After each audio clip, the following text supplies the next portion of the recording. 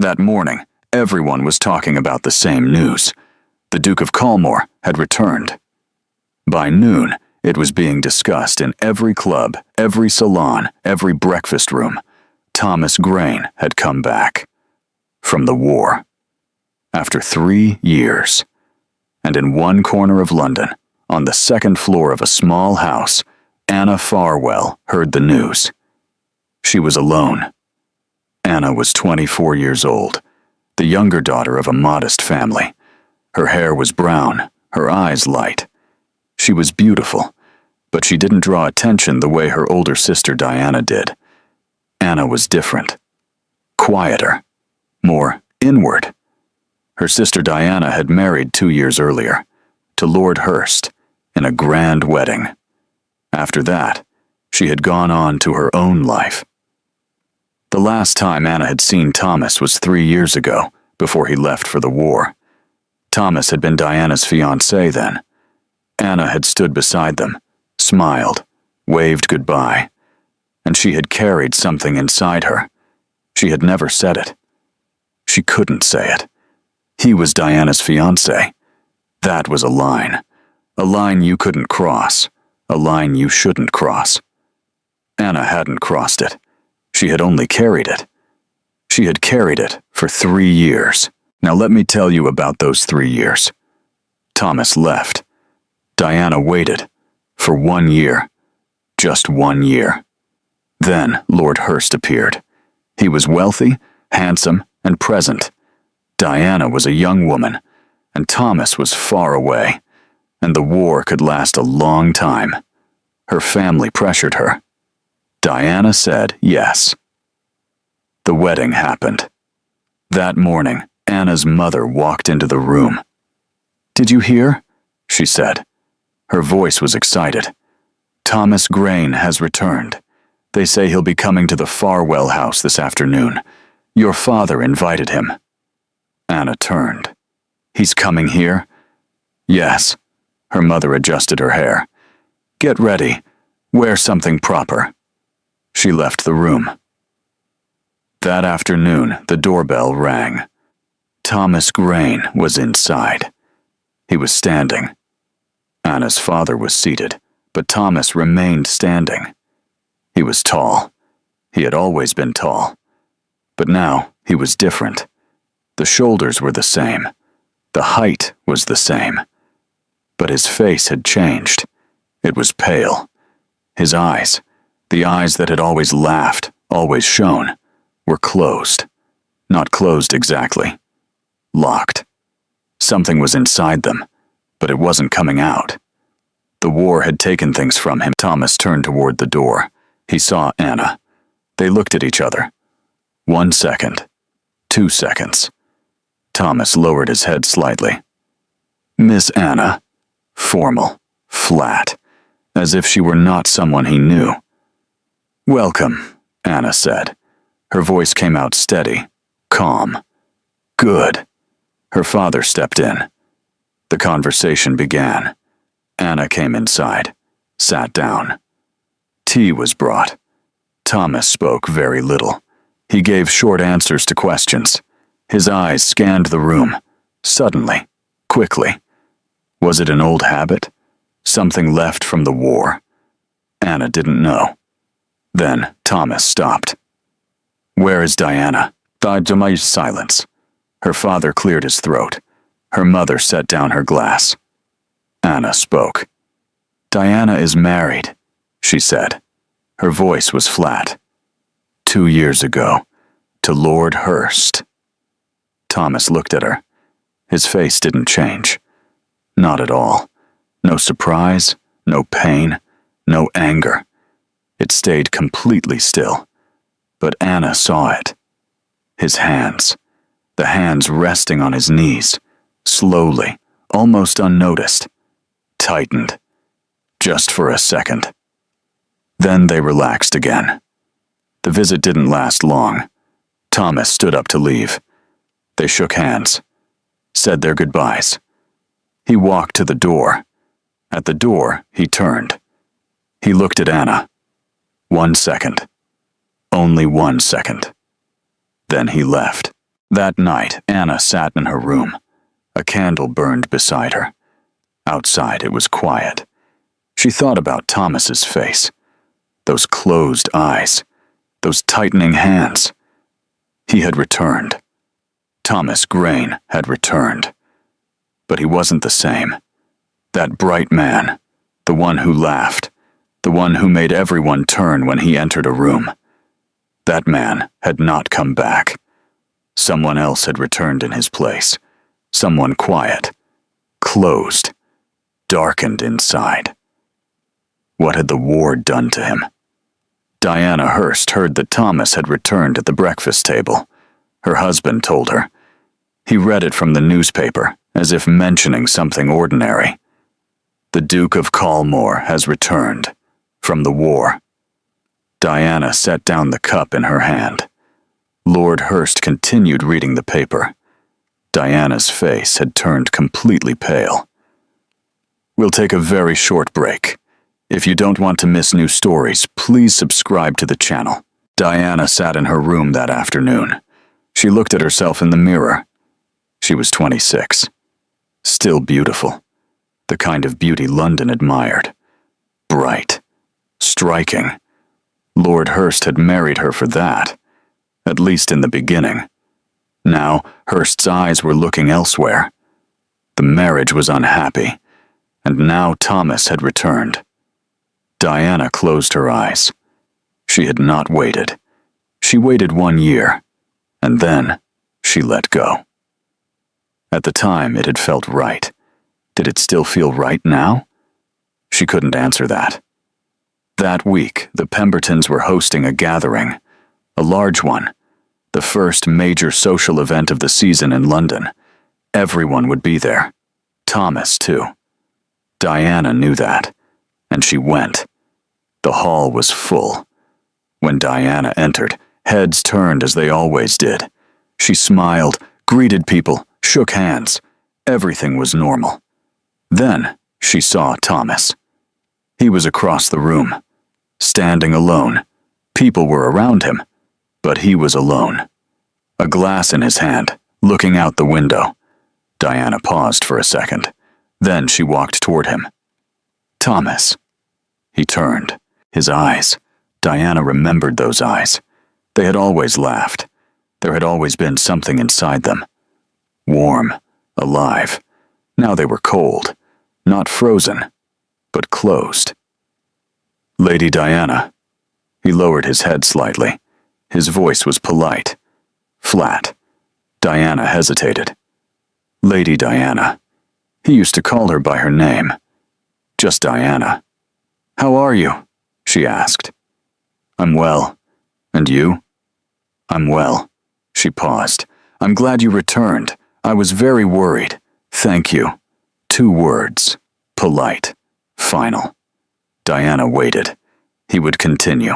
He would say something else, speak about the past, open a door. Thomas looked at her, waited, but he did not open that door.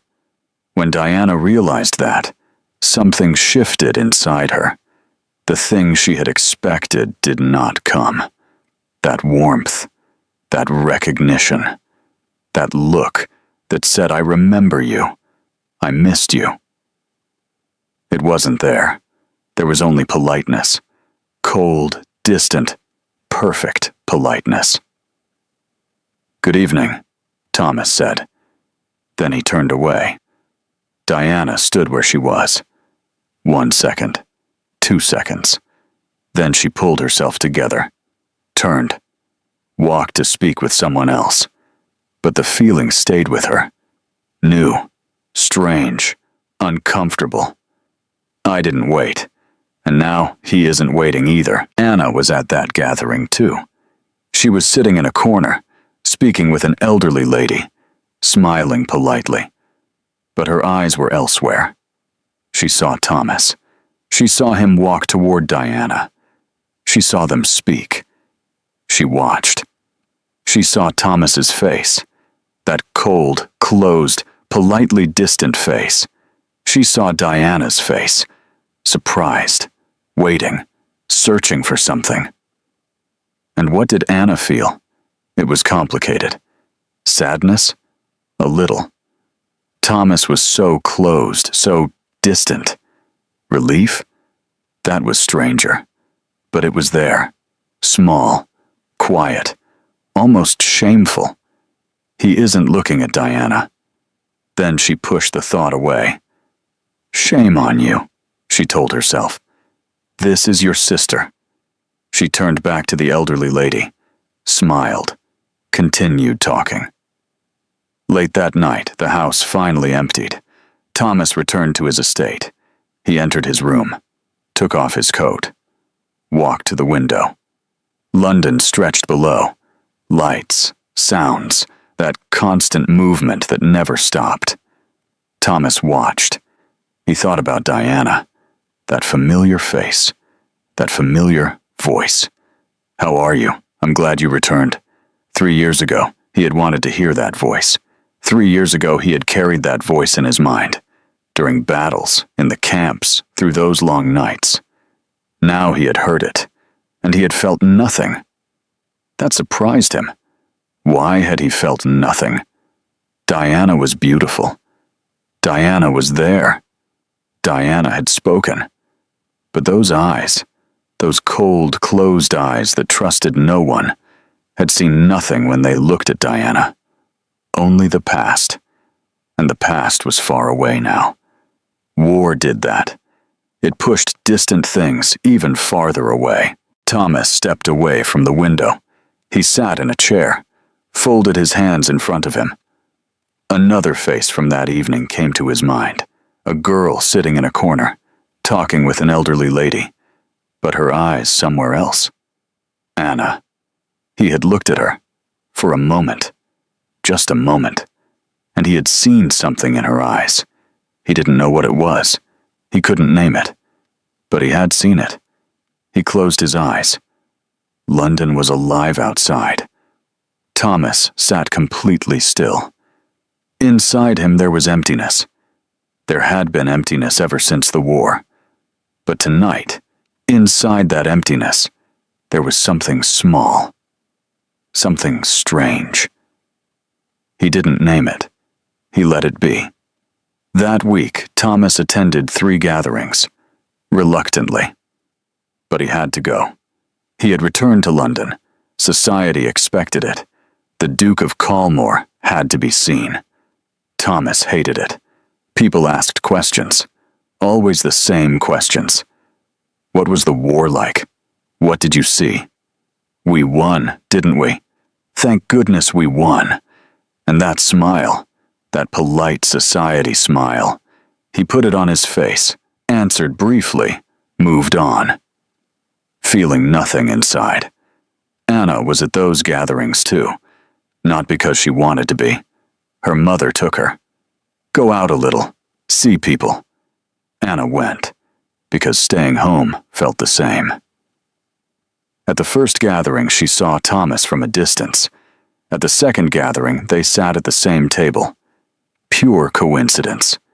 The kind no one plans. Thomas didn't look at her. Anna didn't look at him. But both of them felt it. The second gathering was on Tuesday evening. A large dining table. 14 guests.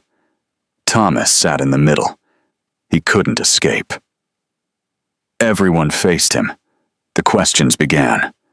Your Grace, what was the war really like? The gentleman beside him sounded curious, well-meaning. Whatever the newspapers say, you know the truth. Thomas lifted his glass. It was difficult. Yes, of course. But the victory? Yes, the victory. Short, closed. The man didn't understand. He wanted to continue. Then a voice came from the other side of the table. Are you all right? Everyone turned. Anna Farwell had spoken. She had been quietly eating across the table. Then suddenly she spoke. Thomas turned. Anna was looking at him. Her gaze was calm, direct, asking exactly what she wanted to ask. It wasn't, what was the war like? It wasn't, did you win? Just, are you all right? Thomas waited a second. I'm all right, he said. Anna nodded slightly. returned to her meal. The conversation moved elsewhere. Everyone continued talking. But Thomas carried that question with him for the rest of the evening. The third gathering ended in the library, a large estate. The host's library was spacious, lined with shelves, with a fireplace burning in the corner. The guests were in the main hall. The library was empty. Thomas had escaped there. Half an hour. Just half an hour away from human voices. The door opened. Anna walked in.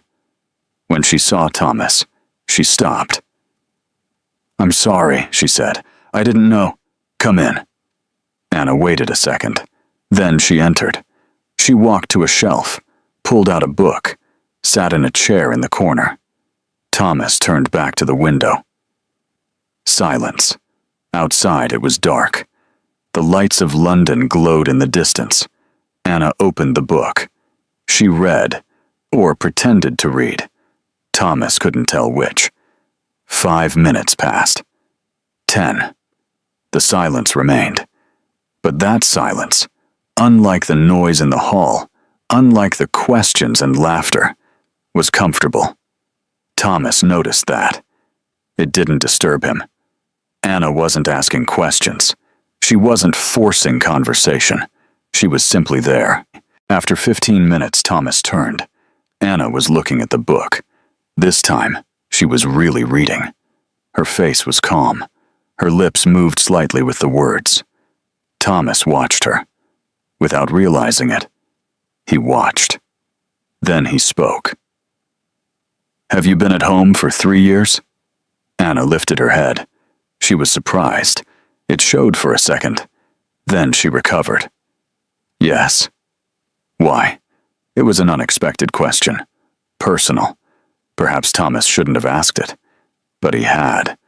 Anna closed the book. She thought. Truly thought. She didn't answer quickly. "Because I didn't want to go anywhere," she said. "I could have. There were invitations, offers, but I didn't want to go." "Why?" Anna looked at him. "Because I had no reason to go," she said. "And going without a reason, just going for the sake of going, has always felt empty to me." Thomas looked at her. He had not expected that answer. It wasn't a practiced society reply. It had been thought about. It was real. "I understand," he said. And he didn't immediately turn back to the window. For another second, he looked at Anna. Then he turned away. That night, as Thomas returned to the estate, he thought. Since the war, people exhausted him. All of them. Their questions, their looks, their tell us what it was like. Anna hadn't asked. She had only said, "Are you all right?" And in the library, she had simply sat there, reading her book. She didn't have to be beside him. She didn't have to speak. She had simply sat there. Thomas remembered that. He didn't want to remember it. She is just Diana's sister, he told himself. Nothing more. But that voice, "Are you all right?" It would not leave his mind. A week later, he went to the Farwell house. Her father had invited him. Dinner, a small family gathering.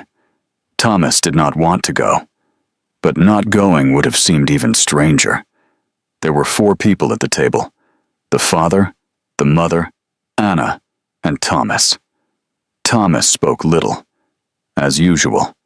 Anna spoke little too. As usual. But at one point, in the middle of dinner, while her parents were talking to each other, Thomas turned to Anna. "Did you finish that book?" Anna looked surprised. "Which book?" "The one in the library. That evening." Anna looked at him for a second, then said, "No, I stopped halfway through." "Was it good?"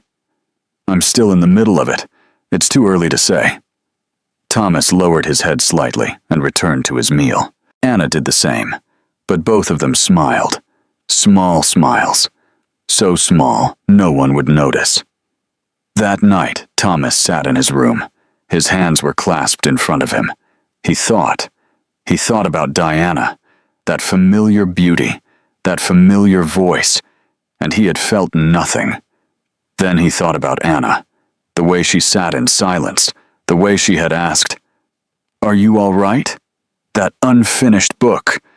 And something happened inside him. It was small, very small, but it was there. No, he told himself, firmly, clearly. No. Diana's sister. Stop. He shut that feeling down. He closed himself off, but not completely. And that failure to fully close it off, was the thing that troubled Thomas most that night. London heard everything. And that week, London was talking about Lord Hurst. The whispers had started. In clubs, in drawing rooms, at breakfast tables. Hurst's investments had collapsed. Hurst's partner had fled. Hurst was in debt. Nothing was certain yet, but when whispers started, they were usually true. Diana heard them. That week, Diana looked in the mirror often, while sitting, while standing, while passing by. She did not want to look, but she kept looking. 26 years old, married, unhappy, and Thomas was in the city. She had waited 1 year, then let go.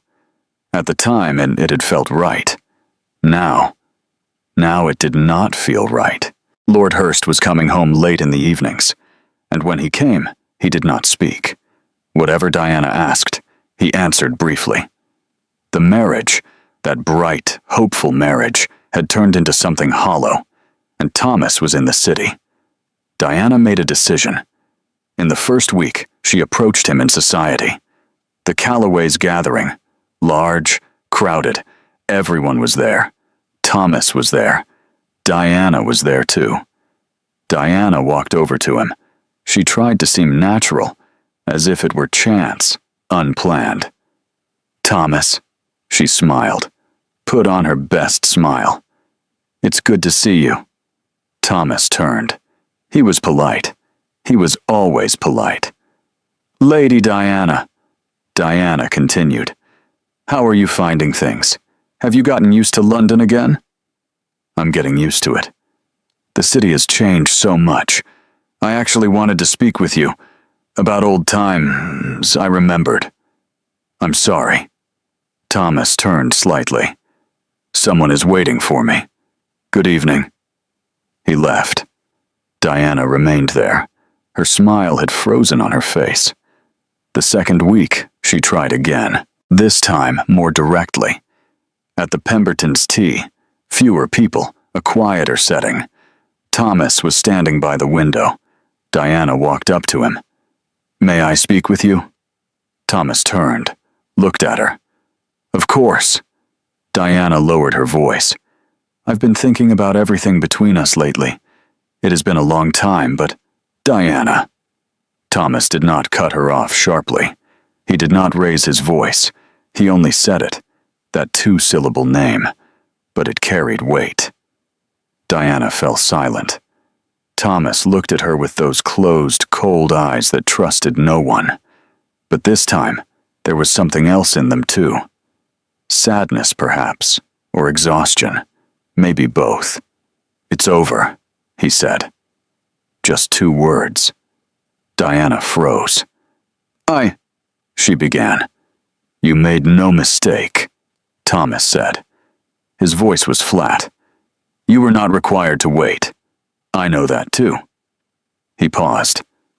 "But it's over. Everything is over." He lowered his head slightly and turned away. Diana stayed where she was. She clasped her hands together, watched him walk away. "It's over. There was someone else in that room too, Anna. She was across the room, speaking with Lady Ashmore, or pretending to, because her eyes were not there. Her eyes were on Thomas and Diana. She could not see Thomas's face. His back was turned, but she saw Diana's face.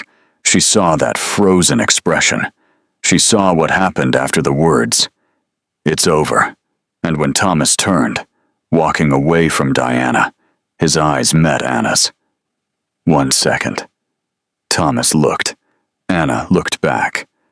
Then Thomas walked past. Anna turned back to Lady Ashmore. She smiled, continued speaking, but something had happened inside her.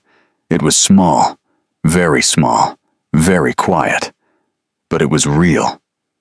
"It's over," Thomas had said. To Diana. That word settled somewhere inside Anna. Was it warmth or pain? She did not know. Maybe both. Warmth because... No. Anna cut the thought short. Stop. You are thinking about your sister. Stop. By the time she returned home, it was late. Anna went into her room, closed the door. She did not sit on the bed. She stood in front of the wardrobe. She thought about Thomas, about the silence in the library, about that, "Are you all right?" About the unfinished book, about that small smile at the dinner table, the one no one would have noticed. Then she thought about that scene, about the way he had said, "It's over," to Diana. And the feeling inside her, the feeling she had carried for years, buried, never spoken, was larger tonight. Stop, she told herself again. But she was no longer fully listening. Anna lay down on the bed. She looked at the ceiling. Thomas will choose Diana, she thought.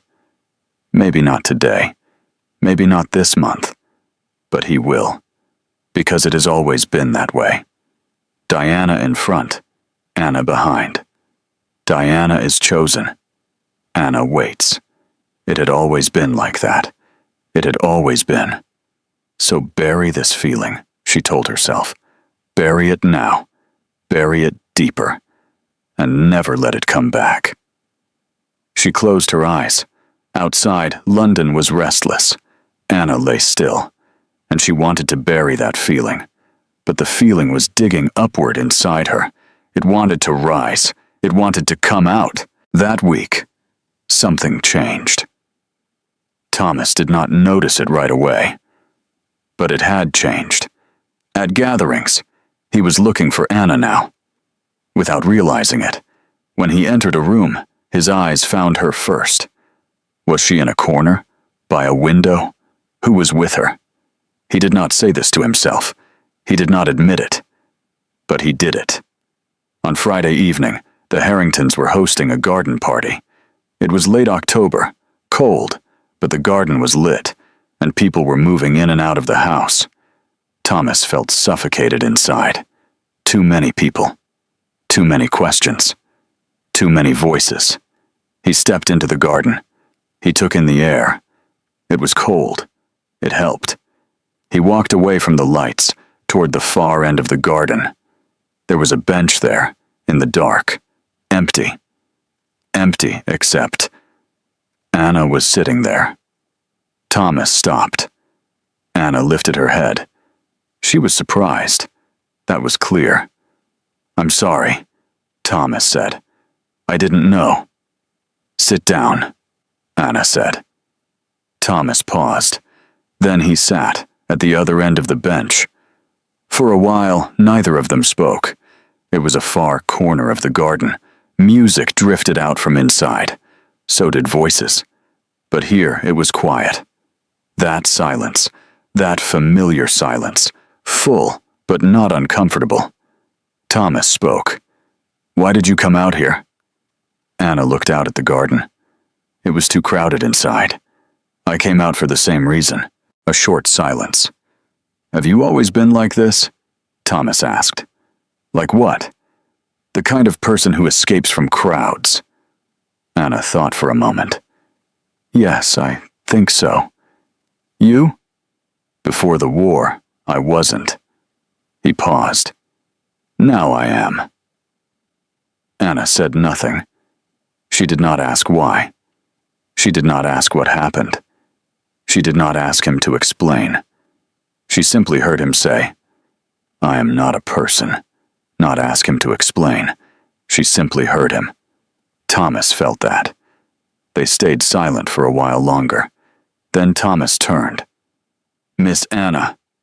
Anna looked at him. "Why have you never married?" Silence. Anna froze. It was such a direct question, unexpected, the kind that stepped inside you. She did not answer. Thomas waited. He did not press. He simply waited. Anna looked out at the garden. The trees were dark. The distant lights trembled. She was not going to answer. She could not, because the answer would change everything. But she had told herself to bury that feeling. She had buried it that night, and the next night, and the one after that. But it was still there, still digging, still trying to rise. And this man, this cold, closed, distrustful man, was sitting here, waiting, not asking again, not pushing, just waiting. Anna turned. She looked at him. "Because I was waiting," she said. Thomas looked at her. "For whom?" Silence. A long silence. Heavy. Full. Anna did not answer. She did not need to. Thomas understood. The man went still. For a second, only a second, everything stopped. The garden, the sounds, London, everything. Then Thomas closed his eyes. Anna watched him. She watched that face, that closed face, that hard face, that face no one had been able to reach since the war. And she saw something. Something cracked. Only a little. So little, it was almost invisible. But it cracked. Thomas spoke. His voice was low. Low, but real. "I was waiting too." Anna froze. "In the war," Thomas said. "On those long nights. I was waiting for something. I didn't know what. I only knew there was something inside me. Something that made me think I would find something when I came back." He paused. "I came back, and I didn't find it. Everything was the same, but nothing was the same." Anna took a breath. "Diana was married," Thomas said. "Was I surprised? I don't know. Maybe I wasn't. Maybe some part of me already knew." He opened his eyes, looked out at the garden. "But what shocked me most was that I felt nothing when I saw her." "Nothing at all?" Anna asked softly. "Nothing." He paused. "For 3 years I thought about her, or I thought I did, but when I came back, she was standing in front of me and there was nothing. I was empty." He turned and looked at Anna. "Do you understand that?" Anna looked at him. "Yes," she said. Thomas held her gaze for a long time.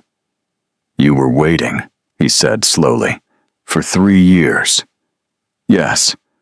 "I was gone." "Yes." "I was Diana's fiancée." "Yes." Each answer was short, flat, but full. Thomas waited for a second. "Why didn't you tell me?" he asked. Anna smiled. A small smile. Bitter. Real. "Because I couldn't," she said. "You were Diana's fiancé. There was a line. It could not be crossed. You didn't cross it." "No." Thomas looked at her. In that garden, in that darkness, far from the lights, that closed man, that darkened man, that man who trusted no one, felt something. Something he had not felt in years. It was not exactly warmth. It was deeper than that. More real. She waited, he thought, without speaking, without asking, without wanting anything. She simply waited, because there had been a line, and she had not crossed it. Because she was honest. Thomas closed his eyes. The war had taught him about people. Quickly, out of necessity. Who could be trusted? Who could not? Who would do what they said, and who would not? This woman would do what she said. He knew that. He probably would have known it 3 years ago, too. He just had not looked. I was waiting too, he said again. This time he said it differently, more slowly, more honestly. But I didn't know what I was waiting for. Anna looked at him. Those eyes, always closed, always locked, were open tonight. What was inside them? There was exhaustion. There was pain. But there was something else too. Something new. Fragile. Something that did not yet have a name. Anna looked at that thing, and the feeling inside her, the one she had buried, pushed down, tried to silence. This time, she let it rise. Just a little. Just for tonight. They sat there for a long time. They did not speak. They did not need to. Music drifted from inside. London was alive. The garden was quiet. Then Thomas stood. Anna stood too. They walked back inside together. At the door they separated, one way, then the other. But Thomas turned at the door. Anna. Her name. Simple. Plain. Anna turned. Tomorrow, Thomas said. Then he paused. May I come to the Farwell house tomorrow? Anna looked at him. Yes, she said. That night Anna went into her room. She did not sit on the bed. She went to the window. It was dark outside. She had told herself to bury that feeling. She had told herself that more than once, and she had buried it. Every time, every night. Tonight she did not bury it. She let it stay. Because in that garden, Thomas Grain had said, I was waiting too. But I didn't know what I was waiting for. And Anna, quiet for 3 years, waiting for 3 years, never speaking, felt something inside her begin to loosen. It was a small thing, but it was real. Lord Hurst went bankrupt. The official announcement came on Tuesday morning, but London already knew. The whispers had been moving through the city for a week. On Tuesday morning, it was no longer a whisper. It was real. Diana read it in the newspaper that morning. Her husband was not at the table. He had left early. For his lawyer, his creditors, she did not know. Diana sat alone. Her tea grew cold. She did not drink it. She looked out the window. Thomas. That afternoon, Diana went to Thomas's estate, without sending word, directly. The butler let her in. Thomas came into the drawing room. He saw her. Diana had not even removed her coat yet. Her hands were clasped together. Her face still held that expression that had always been beautiful. But this time, there was something else beneath it. Fear, perhaps. Helplessness. Sit down, Thomas said. Diana sat. Thomas did not sit across from her. He remained standing. I heard, Diana said. Her voice trembled, only slightly, but it trembled. About Hurst's affairs, I suppose you know. I know. It is a very difficult time. She paused. Thomas, I needed to speak with you. I have wanted to for a long time, but I never had the chance. I have been thinking about everything that happened between us. I made a mistake. I should have waited. But at the time, Diana. He interrupted her. Gently, but he interrupted her. Diana looked at him. Thomas was standing there, his hands at his sides, his face, that face that was always closed, always cold, was different this time. Not hard, tired. It's past, he said. Just that one sentence. Diana froze. Thomas, you made no mistake, Thomas said. His voice was flat. I already told you that. You were not obligated to wait. But it is past. He paused. Everything is past. I am past it. You are past it. There is nowhere to go back to. Diana looked at him for a long time, and she understood something. She saw it in his eyes. Thomas's eyes were somewhere else, not far away, with someone else. Who? She asked softly. Thomas did not answer. He did not need to. Diana understood. She closed her eyes for a second, then opened them. She stood, straightened her coat, lifted her head. "Good day," she said, and she left. The door closed. Thomas remained where he was. He felt something, not sadness, not regret, something quieter than that, something more settled. It was finished, and it was right for it to be finished. He went to the Farwell house that afternoon. The butler opened the door. Thomas stepped inside. "Where's Miss Anna?" "In the library, sir." Thomas went up the stairs, walked down the corridor, came to the library door. He stopped. There was no sound from inside, but light was spilling out from under the door. He opened it. Anna was there, in her usual corner, in her usual chair, a book in front of her. When she saw Thomas, she lifted her head. She did not seem surprised, or perhaps she was, but did not show it. Thomas stepped inside, closed the door. He remained standing. "Are you still here?" he asked. Anna looked at him. A second passed. "I was always here," she said. Thomas looked at her. Those eyes, light-colored eyes that saw everything, eyes that never lied. 3 years ago, he had not seen them. He had not looked. Diana had been there, and Thomas had not looked. Now he was looking. And what he saw, it was warm. It was real. It had always been there. It had always been there. He had simply never seen it.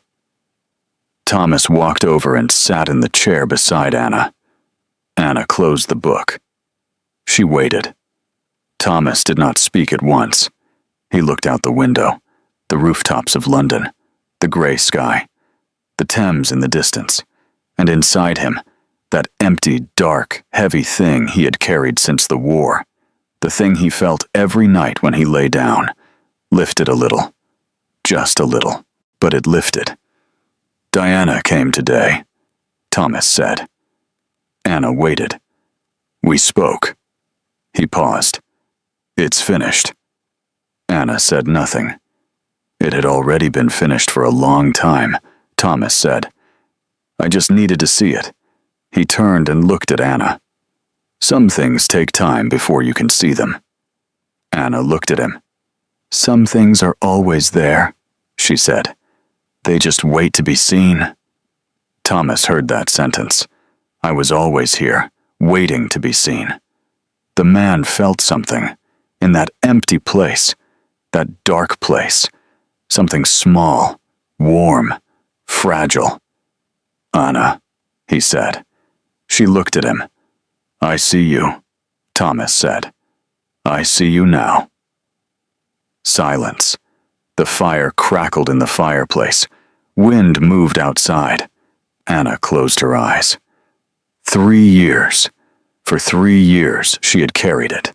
She had not spoken. She had buried it. She had pushed it down. And now this man was sitting in front of her, saying, "I see you." She opened her eyes. "You're late," she said. Her voice was soft, but it was not harsh. Thomas smiled. A small smile. Real. The kind that was rarely seen. "I know," he said, "but I'm here." That winter London was talking about something else. The Duke of Calmore was getting married. To whom? The younger daughter of the Farwell family. Anna. The quiet one. The girl who sat in corners. The one who never stood in the front. Society was surprised. Of course it was surprised. Not Diana? No. Anna. Why? No one quite knew. But those who saw them together understood, because the way they looked at each other was different. The way they spoke was different. The way they stood beside each other was different. Diana's shadow was not between them. There were only the two of them. On the morning of the wedding, Anna stood by the window. London was waking. The streets were beginning to move. It was a gray December morning, but inside it was warm. A knock came at the door. "Come in." Thomas entered. He stopped, looked at her. Anna turned. They looked at each other. "Are you ready?" Thomas asked. Anna smiled. "I was always ready," she said. That night they stood by the window of their new home. London was below them. Lights, sounds, that movement that never stopped. Thomas looked. Anna looked. Quietly. But this time the silence was different. It was full, just as it had always been. But this time, it was not empty inside. Thomas Grain had returned from the war with darkness inside him. He trusted no one. He had not found the thing he had been waiting for, but it had always been there. He had simply never looked. Now he was looking. Thank you for listening to the story all the way to the end. Please tell us which city you're watching from and what the story made you feel. Don't forget to subscribe so you won't miss new stories.